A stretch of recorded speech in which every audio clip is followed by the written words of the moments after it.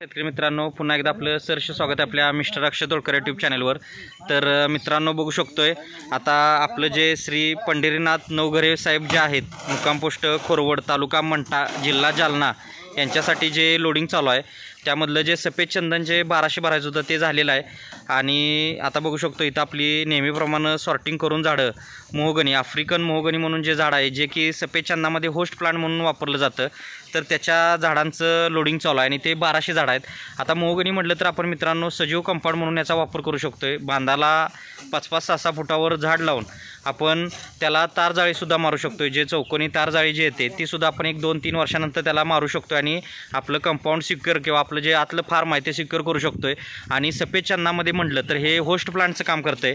Host plant म्हणजे काय आहे की पहिली गोष्ट, सफेद चंदन हे परजीवी वनस्पती, आता हे जे आपण शाळेमध्ये स्वलंबी परलंबी जे शिकवलेलं होतं, झाडं जे असतात जसं आंब्यावरती बांधगुळ वगैरे येतं, त्या पद्धतीनं जे सफेद चंदन आहे ते पण परावलंबी आहे, परजीवी आहे। तर ह्याला झाडांना जगण्यासाठी या सफेद चंदनाच्या होस्टची गरज असते।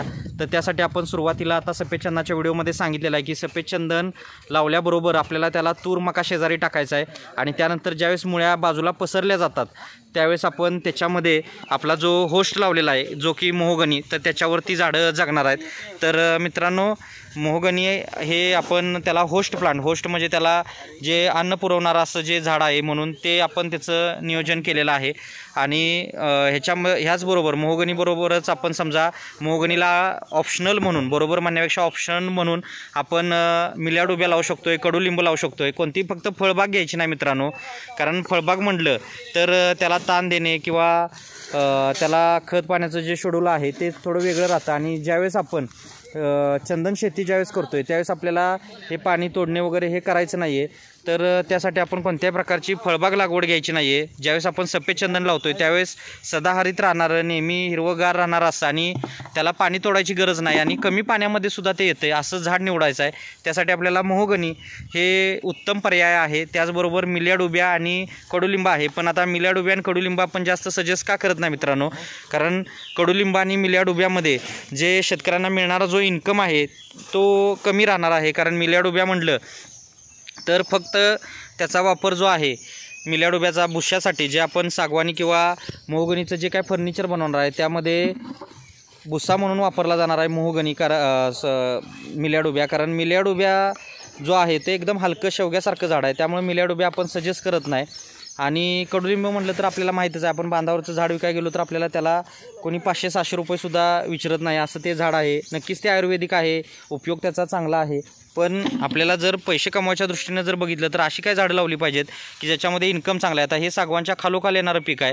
आता सागवान का आपण लावत नाही मित्रांनो, कारण सागवानवर कीड जी आळी पडत असत्या ही आपल्या चंदनावर पडून आपलं चंदन खराब होऊ नये यासाठी आपण टिश्यू कल्चर साग असेल किंवा सिंपल साग असेल स्टमचा, तर तो वापरत नाही।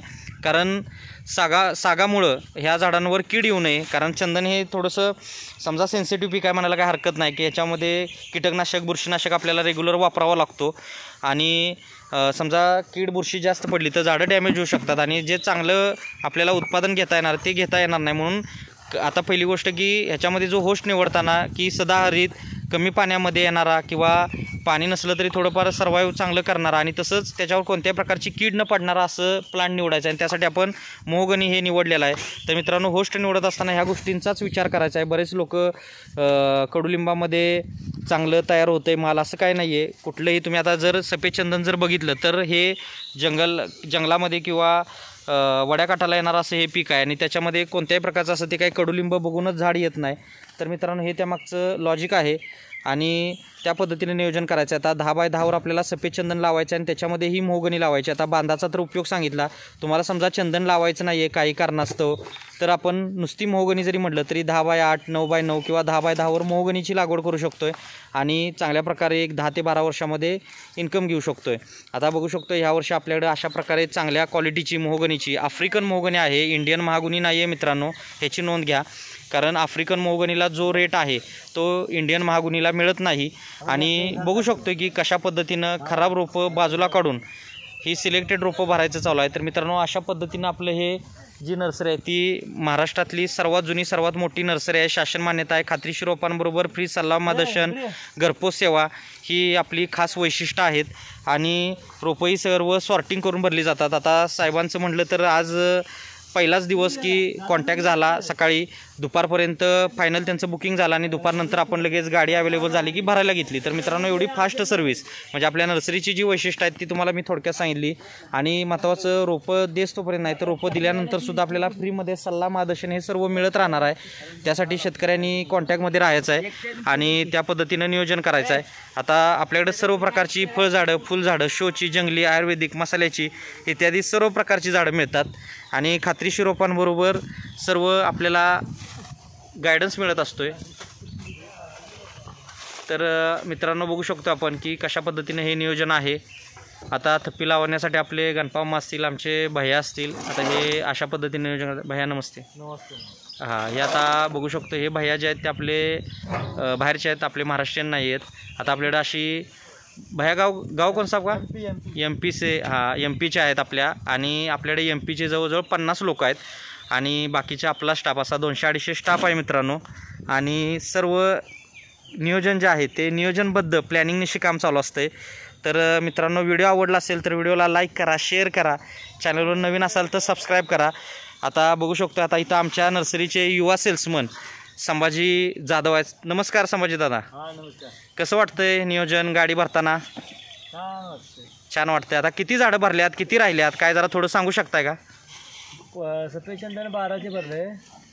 आत्ता राहिले तर 4 मोहगणी 400 झालेले आहे 800 झाडं राहिले ते मोहगणीचे. आणि सफेद चंदन 1200 आतमध्ये गेलेला आहे. 12चे चंदन भरलेलं आहे.